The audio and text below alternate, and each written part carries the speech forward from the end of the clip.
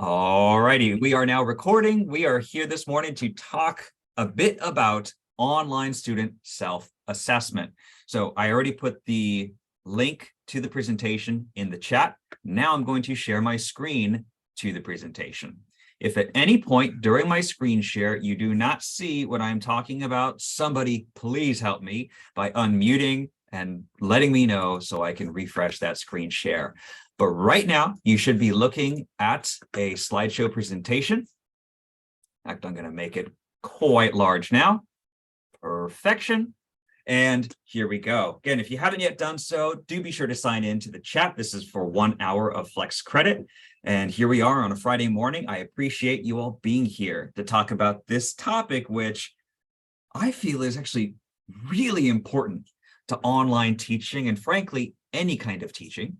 So we're going to talk quite a bit about what student self-assessment is, and I'm going to give you some examples that you can start using today in your online classroom or your face-to-face classroom, if that's your teaching modality. So let's think about some goals and objectives for this morning. One thing I like to do is establish, just a handful of objectives of what I hope we can get through in our next hour together. First of all, where are we? Here we are. We're going to explore some options and think about some rationale for student self-assessment. Why is that important? Secondly, I want to refer back to the California Virtual Campus Online Education Initiative because they provide some important elements of self-assessment that we can heavily draw upon in our classes too. Then I'm going to show you some examples. I'm going to leave the slideshow, go onto Canvas, and show you some examples of what this can look like in an online course. And then I want to provide you with templates that you can import into your classes today if you want to, based on the examples that I share. And then finally, we'll take some time for questions and answers. Of course, you are welcome to drop a question in the chat at any point. I will do my best to be attentive to those. And if not, the raise hand function works well too, so I can see that you have a question while I have multiple screens going here today. All right, so let's start with a brief exercise. The question is, how do you learn? And I want you to think back to when you were a student, or maybe some of you are students now. I'm a student right now, right? And I want you to reflect briefly upon how do you learn? What study techniques, what learning approaches work best for you? I remember as an undergraduate starting college, I had no idea. It wasn't until like my junior year when I finally found the thing that kind of worked for me. And it sounds strange, but I would color coordinate my notes in a spiral notebook. And when I would go to bed at night, I would put it under my pillow. And I heard that from somebody, and I know it sounds strange, but it's almost like I was studying while I was sleeping. I know it sounds weird, but that's one thing that really helped me prepare for something like a big exam in my college classes. So I want you to think about one thing or two things that help you learn. Reflect on your experience as a student. What was your typical learning method, and how did that vary based on the class you were taking? When you were taking something with a lot of writing, maybe that had a different strategy than something with a lot of equations or laboratory. How long did it take you to learn this method or these methods? So I want you to take a minute, share in the Zoom chat. Take a moment, share in the Zoom chat. Just something real quick. Love to get a sense of what you're feeling on this.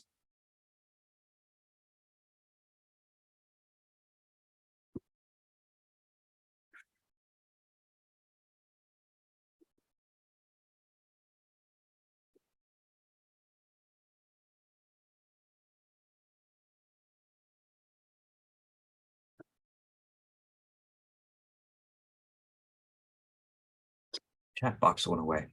Oh, here we go. Kyle, I see you could be in a group and explain how I worked a math problem. Yep, absolutely, absolutely. Mel, Good to see you, Mel. For subjects excited about study groups. Iffy subjects, flashcards. Yep. Kirsten, reading, rereading, a lot of cram studying. I hear you on that. Yep. Katie. Okay. Yep. Good. Flashcards, notes, reading. Yep. Throw everything at the wall, see what sticks. Dennis, change physical locations. Oh, that's interesting, because for me, I would always study in the same place. Like I had a little cubicle in the library. And if somebody was in my cubicle, I would wait until I was available so I could study there. That's interesting. Thank you. Expressing my ideas, Kyle, Larry, color-coded note-taking. Yep. Wonderful. Thank you so much. This is, again, I love thinking about this. I love talking with students about this sort of thing. And that's part of what self-assessment is all about. And then after those questions, I posed a final point. How might learning how to learn be more challenging in an online class? And we'll just leave that as a rhetorical question, because here I am able to ask you these questions and respond to you in real time in the chat. But when we're teaching an asynchronous online class, and we wish to encourage our students to learn how to learn, that can be a little more complicated. So part of today's goals is to help us attain some tools that can help our students learn how to learn in our online classes, and honestly, any class. So let's get into it. What is student self-assessment? Well, frankly, it's kind of just like the question I posed on that last slide. This is all about students taking time to reflect upon their own performance in a class, to identify areas of where they can improve. Now, this might be, on the macro level, like, oh, what are my general study habits? This also might be more micro on an individual level. So how can I do better in a particular class that I am taking? Or maybe even smaller, like how can I do better on a particular unit within a specific class that I am taking? Okay, so there are varying levels and degrees of self-assessment. Most of us, if not all of us here, we have office hours. We respond to emails. We say, hey, students, you have a question, reach out to me. I'm here to help you. That's great. I love that. But that's not the same as self-assessment. It doesn't accomplish the same goal because it's missing that self-reflective piece on the student side. And I'll show you some examples as we go through the presentation. So office hours, absolutely fantastic, no doubt.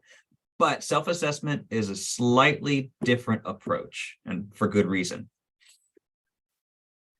Creating more than one self-assessment activities will help us identify and reach out to and support students who might be having a hard time in our class, or maybe they're having a hard time in college, generally speaking.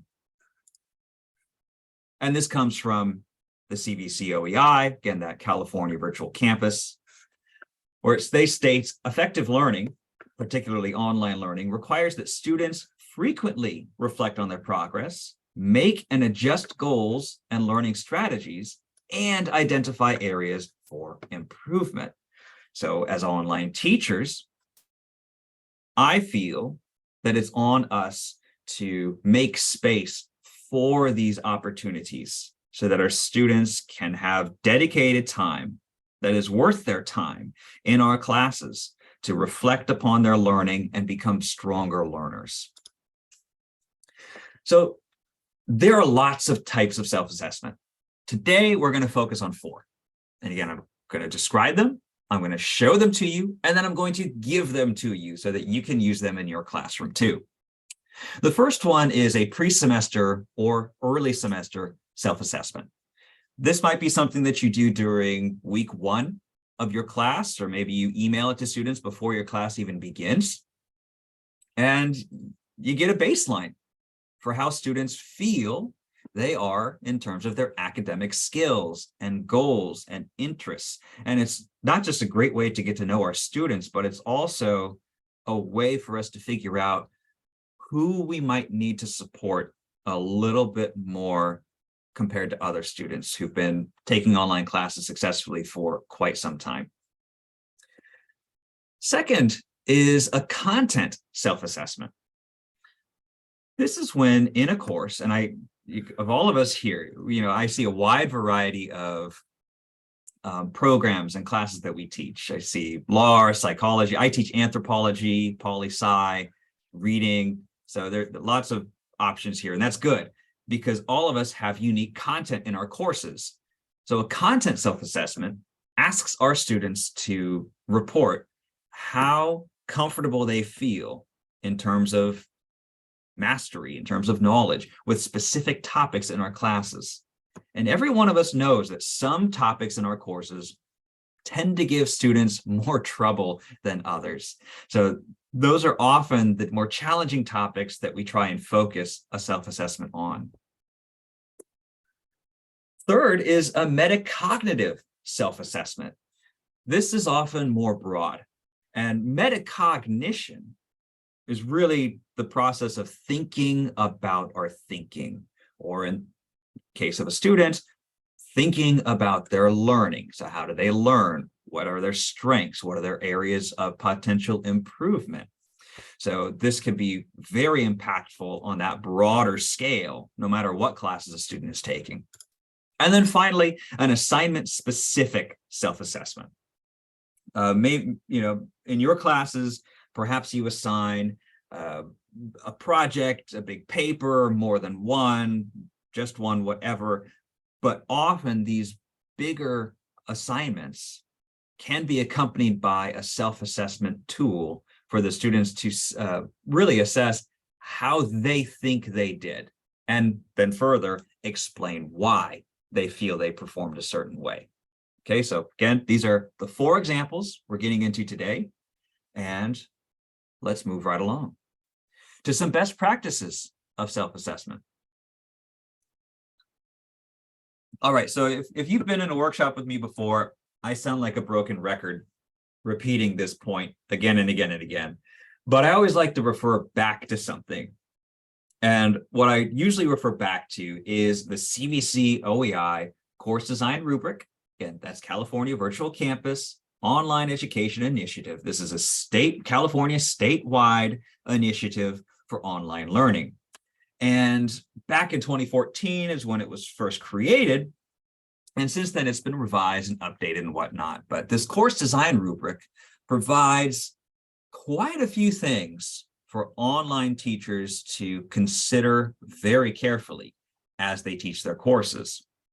There are 4 sections of this rubric. Section A deals all about content presentation. In fact, I did a workshop on that 2 weeks ago.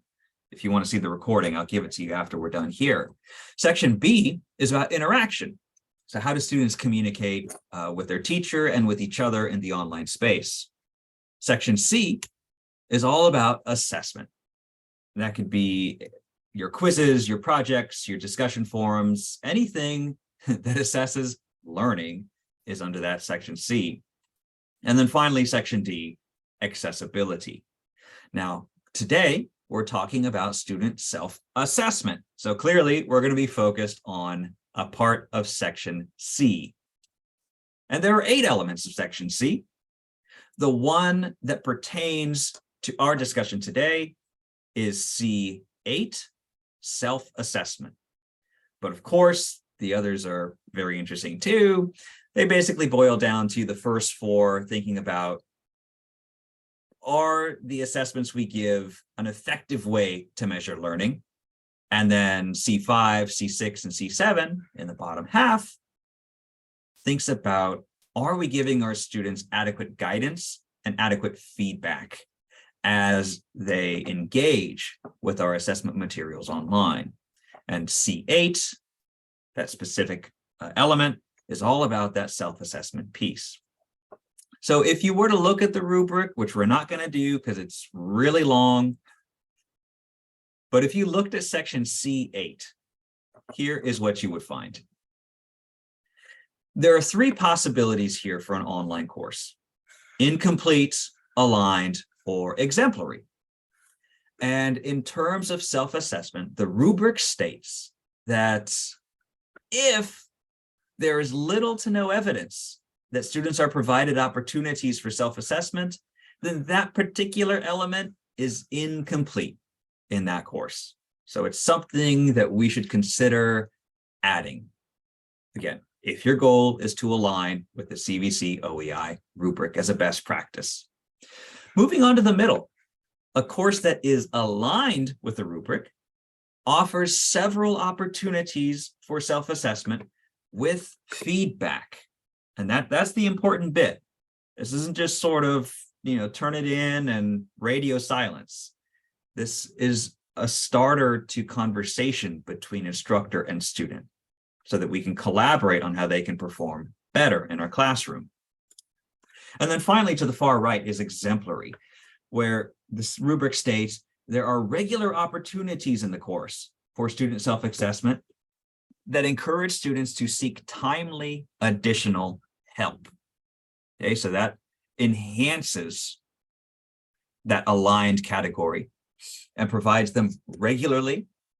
Okay, so maybe, I don't know, every few weeks throughout the course, students do something brief to assess their performance, and then also how they can actively reach out to the professor for help.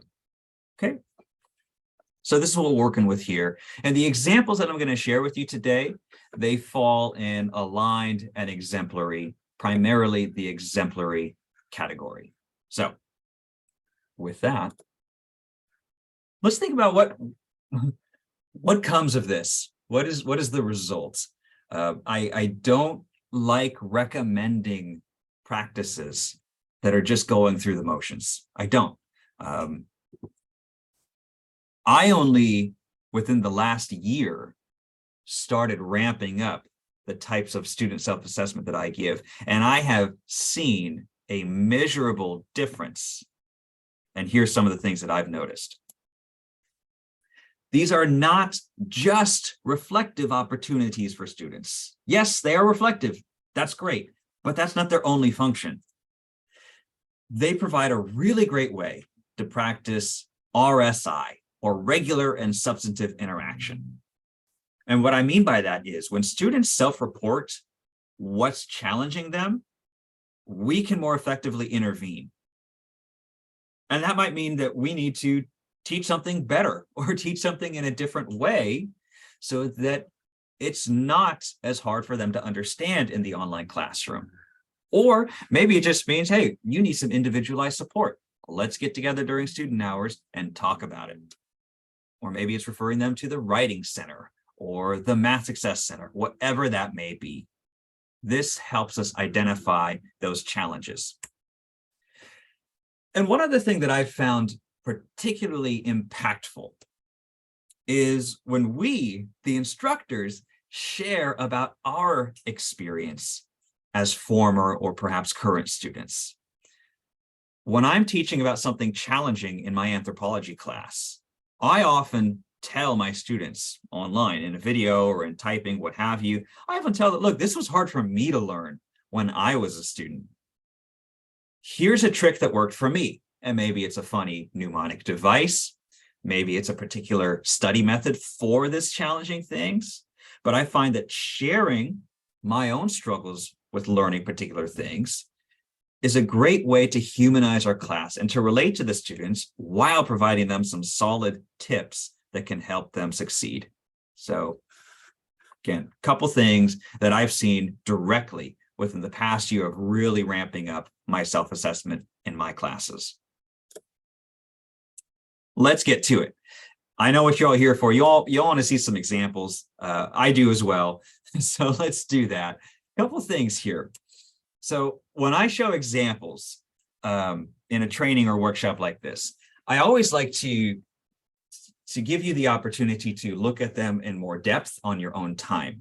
So that's what this QR code is on the right. Or if you have the slides, you can also just click the link too.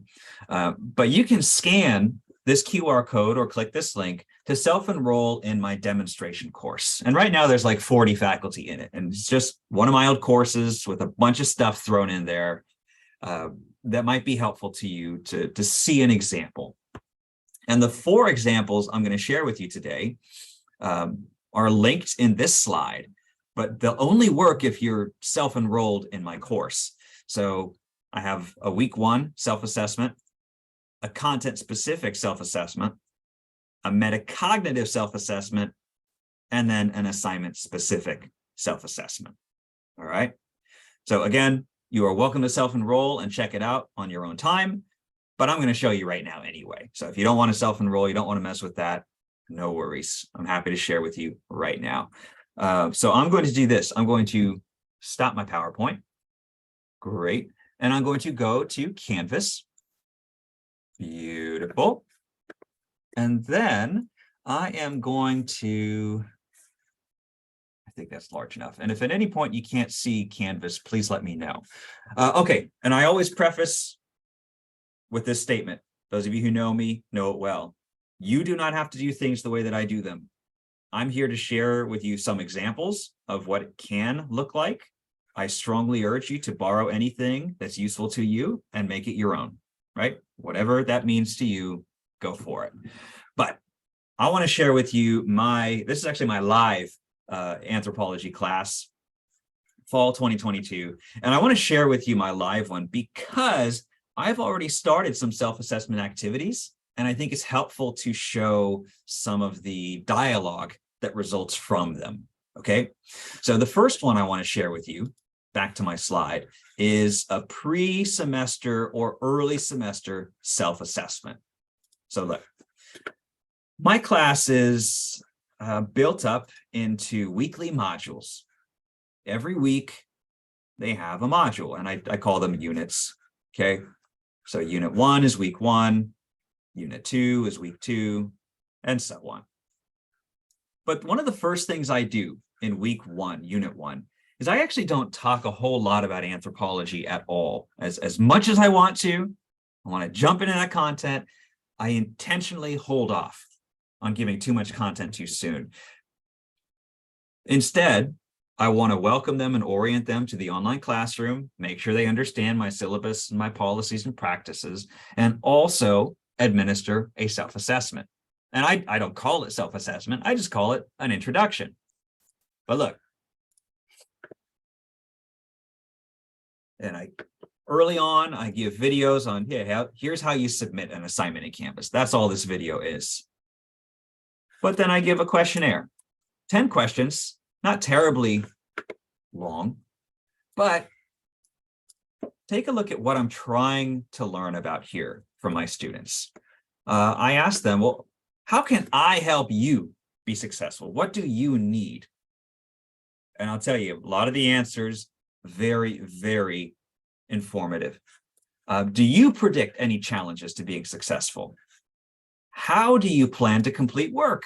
Do you have a computer? Are you using a tablet, your phone? Are you at the library? This is a good way to find out if my students have some basic needs, and I need to refer them to the Office of Basic Needs for support for those sorts of things. What's your favorite subjects? What do you like about school? What do you not like about school? And why? And a lot of students say, the parking, I get it. I understand. Again, I teach anthropology, so we talk a lot about culture and ethnicity. So I ask them about that. What's that like for you? How important is that to your life? What do you do for fun? What makes you unique? And is there anything else you'd like me to know about you? And this last question, a lot of students write to me about maybe a DSP&S accommodation that they have, or something personal going on in their life that they feel it would be helpful for me to know, okay? So when they give these responses during that first week, for me, it's a sort of triage, if you will, where I'm able to identify from the beginning who's going to need certain support in this class. What kind of support might they need? And how can I deliver that to them individually or across the entire classroom? Okay. So again, I'm going to give you this survey, going to give you everything once we make it through the examples. Oh, and one thing that I encourage you to do, if you do a survey like this or want to borrow this one and use it in your class, provide your responses. I think students get a kick out of that. I made a little document where I answer the questions myself. And it didn't take me long at all. Just typed up a few things and great. So I get to know them and they get to know me. Perfect. It's a win-win for everybody. So that right there, that's that first element, that pre-semester or early semester self-assessment, where students take a little time to reflect on their strengths or perceived challenges going into an online classroom. That can better inform our practice. Let's move to example number 2. Content-specific self-assessment. All right. So to do that, I'm going to go back to my modules. I said before, I like to give one module per week, and about every 5 modules or so, I have a self-assessment exercise. Some of them are metacognitive, which I'll get to next, but the ones I'm going to share with you now are content specific. So look, I'm scrolling down, just going down to my modules. And here's one in Unit 9/Week 9. And here it is, Anthro 4, self-assessment number 2, making that a little larger for you. And it's a Canvas survey that I've created.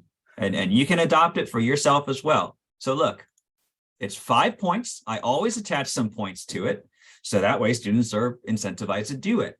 However, the self-assessment says you are only graded on your completion, not your answers. So if they do it, they get an automatic 5 points. So let's see. I'm going to go ahead and preview the survey and show you the questions.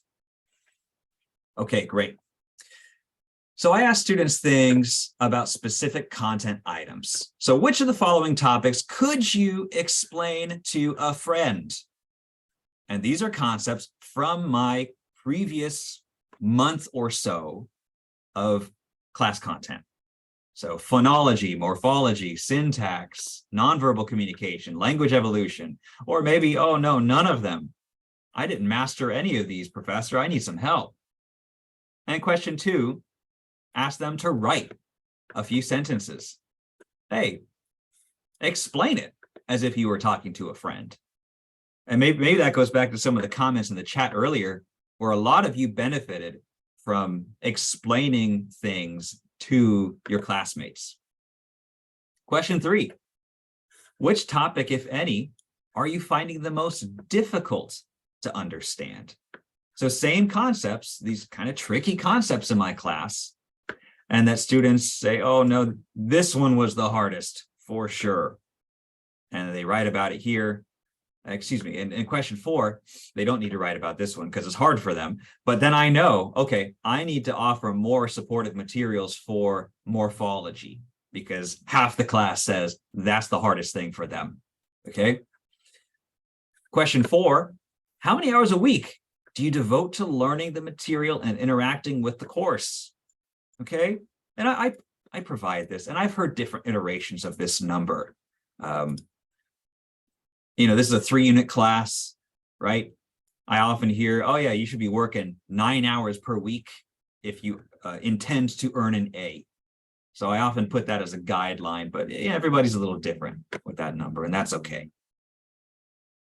And then question 5, what's one thing you can do to improve your performance in this class? And they write, you know, a couple sentences. Some get a little bit longer than a couple sentences, and that's okay. And then they submit the quiz and they're done. But now my work begins where I look at their responses one by one. And again, I use it as a way to check in, see, hey, I need to do something different with a topic. I need to present that topic in a different way so that half the class stops saying that was the most difficult. Or in cases of individual, if an individual student checks all of them Well, guess what? They're getting a direct message from me saying, hey, let's get together. Let's have a conversation about what's giving you trouble in office hours or email, whatever they're comfortable with. Okay. So that's something that I have found very helpful at identifying those very troubling topics for students and for responding to them in a timely manner. And these content-specific self-assessments. If you choose to use them, I suggest strategically placing them in the class. Maybe after, a bunch of concepts that you felt were very challenging when you were a student. My guess is your students are finding those things challenging too. So think about where is best. I mean, you just drag it anywhere you want to put it, any module you'd like. But of course, you change the topics to, don't ask, if you choose to adopt this, don't ask your students about phonology and morphology, unless you teach linguistics. Oh, I see a typo there. Shame on me. I'll fix that later. But, make them concepts in your class too. Okay, let's get on to example number 3, a metacognitive self-assessment. All right. So I'm going back to my modules. And this one I already did. I already administered in my class. So let's do this. Yes. So this is in week 5, unit 5. My students just completed this last week. Self-assessment number 1. Great. This one's a little different because it focuses more on those broader skills and challenges related to metacognition. I'm not asking about specific content here, but the same practice goes. They're only graded on their completion, not on their answers. If they do it, they all get 5 points. So let's see a preview. Okay, good. So first question, how do you feel you're performing in the course? What's going well for you? What could be going better? Describe. Next, what's your current grade in the course? Click here, and I provide a link that just takes them to the grade book in the class. Sometimes they might say here, I think I'm doing pretty well, but then their actual grade is maybe not as well as they think. So that's why I always put that link right here so that they can check it while they complete the survey. And then third, last question, are you satisfied with that grade? If yes, how do you plan to maintain it? If no, what are we going to do differently? And that's it. They submit the quiz. It doesn't take them more than a few minutes. It's an easy 5 points. And for me, pretty much the entire class does it every single time. So let me show you some of the responses. Let's see. I need to get out of here. I'll just go back. Good old back button. And you know what I'm going to do real quick? I'm going to I'm going to click on SpeedGrader, stop my screen share, because I'm recording. I don't want to show any student names. So I'm just going to hide those. Bear with me for one moment. Beautiful. Okay. Student names are now hidden. Perfect. Okay. So look. So in the SpeedGrader, right? So I just clicked on SpeedGrader and I'm taken here. And when you do this, you will see student names right up here at the top. Now you just see student 22. That's cool. Okay. You will see their responses to this survey on the left. Hey, look at it. This student has 100%. They've done everything, full credit, right? And are you satisfied? Yeah, they should be satisfied. And then remember, when they submit the self-assessment, our work begins where we reach out based on how they respond. And honestly, for a student who's earning an A, especially 100% A in the class, my comment is rather generic. Thanks so much. I appreciate it. Let me know if you have questions. Keep up the good work.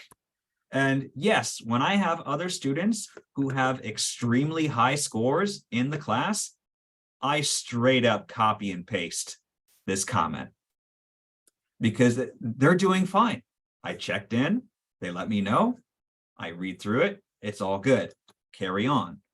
Now, if I skip around, again, another student with a very high A, yeah, just keep up the good work. Keep it up. Copy pasted that in. Another student with an A. Some give me the percentage, some don't. I don't really care. I care more about the letter because that's what I post at the end of the semester.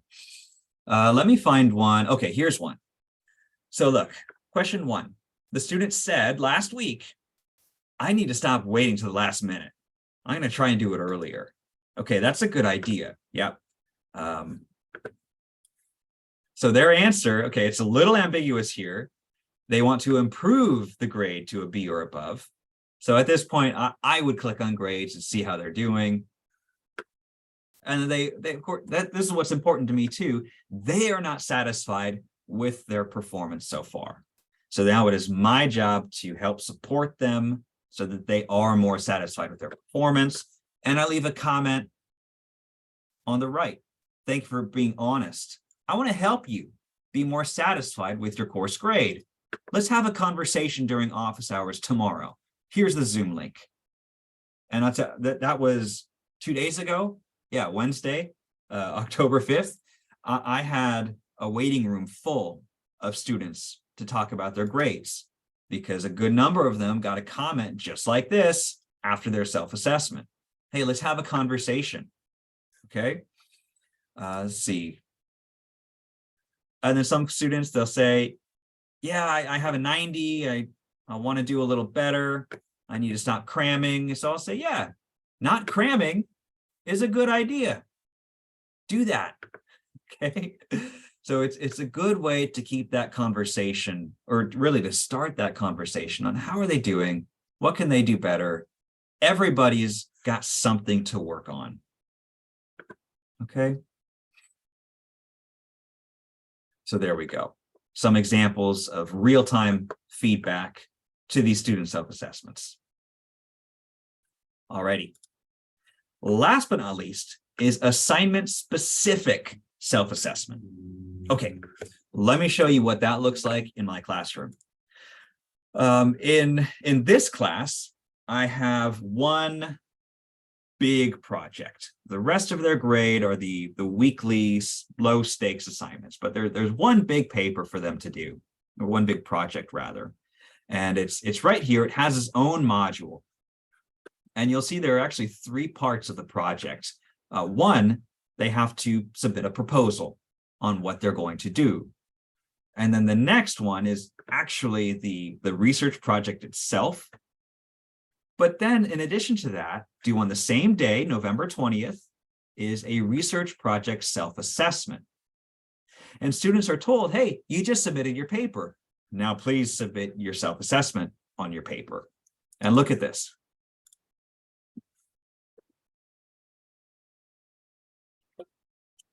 Excuse me. Okay, look at this.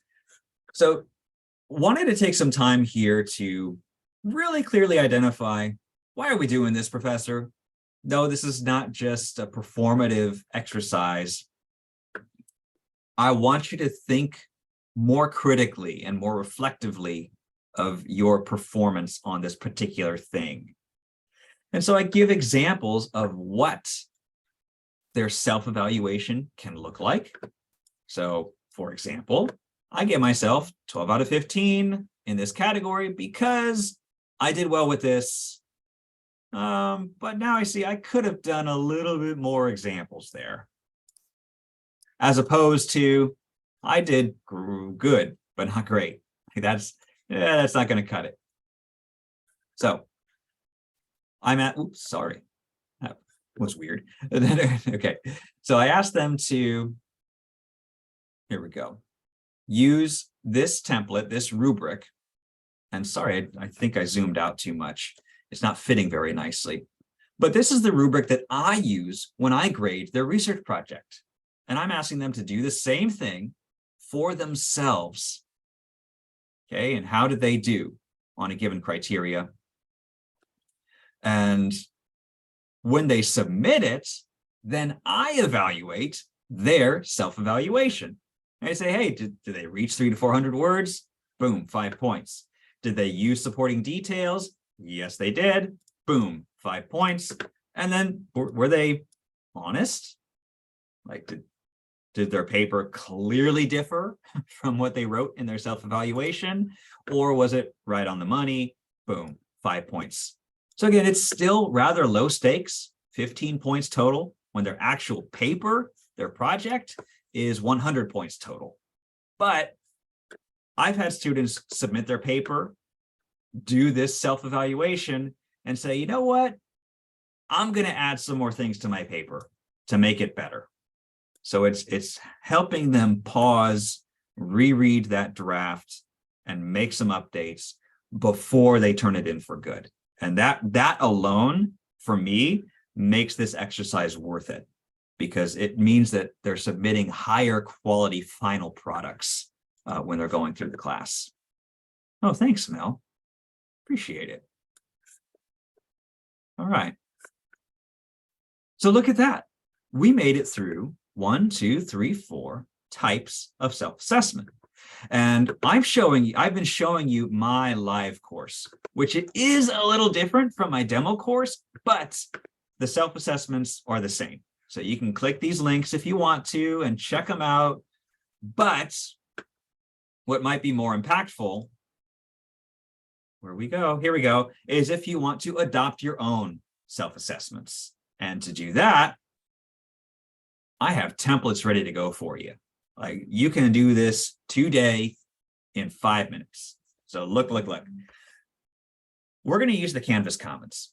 If you've never used that before, don't be intimidated. It's quite simple, and I've made it even simpler for you. Check it out. I'm going to go all the way back to my dashboard. So it's just like I just logged into Canvas.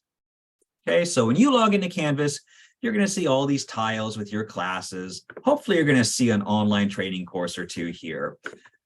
But to use Canvas Commons, check it out. We're going to come here to the left-hand side. This is called the global navigation. And we click on Commons.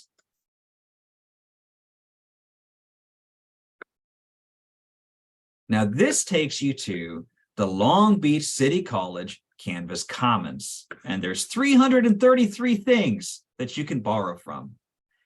If that's not enough for you, and if you want access to tens of thousands of things, I actually put it right here on my slide, you can access the nationwide Canvas Commons. All you need to do is make a free Canvas account at instructure.com. And then you can access, something from the University of whatever and borrow that content for your online course. Okay. But what we have here is just Long Beach City College results.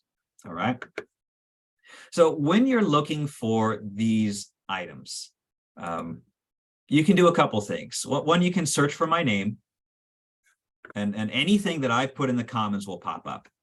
But if you want to be more specific, just type in self-assessment. Cool. And look.